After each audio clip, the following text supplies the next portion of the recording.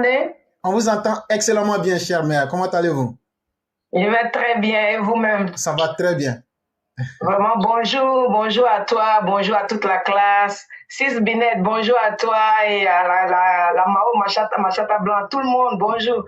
Merci. Cyclone Puissance, bonjour à toi aussi. Puissance 1000. Et mon frère, sans oublier mon frère Kaswater. Ok, l'éclaireur, moi je veux parler du côté de la jeunesse.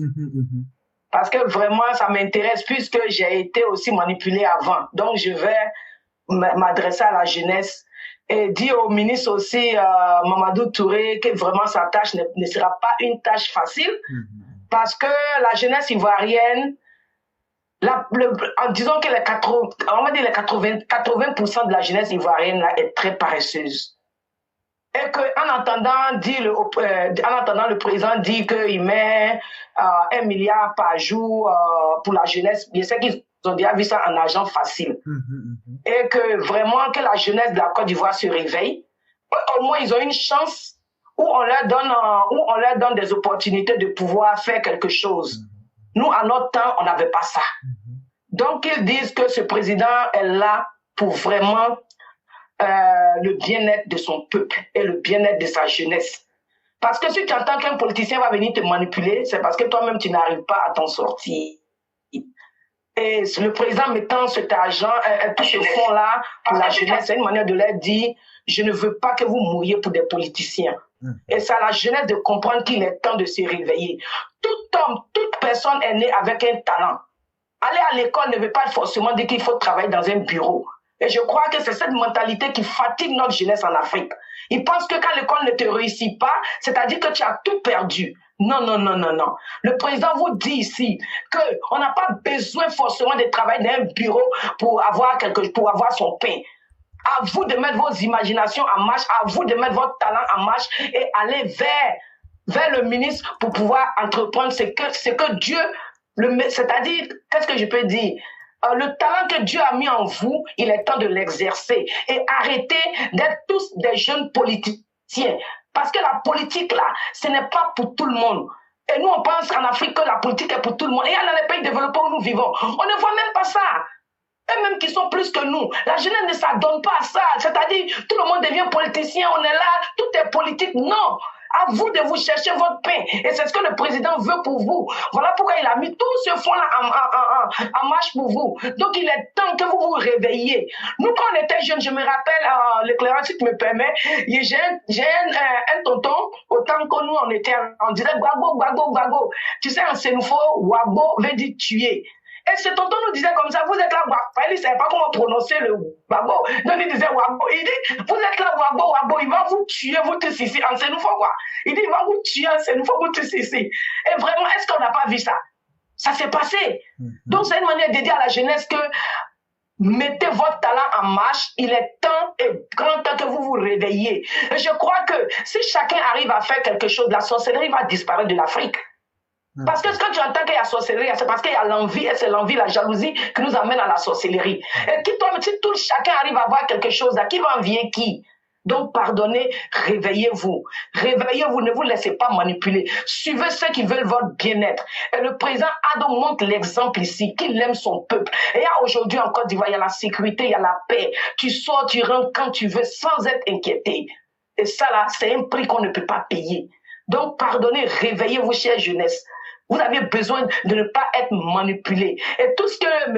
Leclerc fait avec toute la classe là, c'est pour le bien-être du pays. Nous, on n'est pas là-bas. Mais quand on est là, on parle. C'est-à-dire que c'est parce qu'on veut le bien. Voilà. Et chacun est mieux chez soi. Si nous qui sommes déjà sortis, demandez-nous pourquoi on ne retourne pas. Tu vas retourner comment si ton derrière n'est pas soudé? Mais vous avez la chance de réussir sur place. Prenez en tout cas, moi je vous dis et je vous redis, je suis une mère de famille. Ce que j'aimerais dire à mon enfant, c'est ce que je dis à la jeunesse. S'il vous plaît, réveillez-vous et mettez-vous au travail. Merci l'éclaireur. Chère mère, c'est à vous que reviennent les remerciements parce que quand on entend des voix comme les vôtres, ça rassure. Et c'est encore plus intéressant. Et dans le déroulé de ce que vous avez dit, vous êtes parti sur le factuel. Vous avez dit, oui. Nous, regardez comment nous, on n'a pas eu ces opportunités. Mais vous et moi, ce sont les opportunités, le manque d'opportunités qui nous a fait quitter la Côte d'Ivoire. Tous les Ivoiriens que vous entendez qui disent « Je suis en France, je suis aux États-Unis, je suis... » Hey, c'est parce qu'on n'avait pas eu des opportunités en Côte d'Ivoire. Sinon, jusqu'en 1986, Ivoiriens ne sortaient pas de Côte d'Ivoire. Je dis bien, au temps d'Oufoué, là, quand on entend qu'un Ivoirien s'en va en Europe, on dit « Tu t'en vas faire quoi là-bas ?» Mais quand les malheurs ont commencé à frapper, c'est là que les Ivoiriens ont commencé à sortir. Mais aujourd'hui, quand on regarde ce que le président Ouattara est en train de faire, chers mères, vous vous souviendrez, dans ce mois-là, Laurent Gbagbo a organisé une rencontre avec les jeunes. Oui. Et quand les jeunes lui ont posé la question, qu'est-ce qu'il peut faire pour eux, quelle était sa réponse? Il a simplement dit que lui ne peut rien faire parce qu'il n'est pas aux affaires. Mais or, il se trouve que, est-ce que Laurent Gbagbo peut nous dire que lui n'est pas milliardaire? Vraiment. Il peut prendre ne serait-ce qu'un seul milliard et puis le donner aux jeunes du PPACI. Mais Laurent Gbagbo ne fera jamais ça pour vous. Quand il était aux commandes là, il n'a pas fait. Il vous a offert à la mort. Mais il prend l'argument que lui n'est pas aux commandes. Mais Laurent Gbagbo a des milliards pour payer des armes, pour vous offrir, vous jeunes, à la mort. C'est la réponse qu'Alassane Ouattara vient pour dire. Allez écouter ce que Laurent Gbagbo vous a dit. Et moi, Alassane Ouattara, j'ai dit, les mêmes milliards là, je prends pour mettre ça à votre disposition. Et je crois que, comme on le dit, il n'y a plus photo. Mais c'est aux jeunes même de savoir se déterminer. Et de savoir, voyez-vous, chers mères, on ne peut pas décider à la place de quelqu'un. Sinon, là, chaque parent aurait aimé que son enfant soit ce qu'il voudrait qu'il soit. Et chers jeunes gens, nous, on peut vous conseiller, mais on ne va pas aller vous tirer pour vous faire sortir, pour réaliser vos rêves à vos places. C'est à vous-même de savoir ce que vous voulez. Chacun a un idéal qu'il veut atteindre dans la vie. Et c'est ce que l'Amérique nous a bien enseigné, the pursuit of happiness. Quand tu viens en Amérique, chacun doit se battre pour son rêve.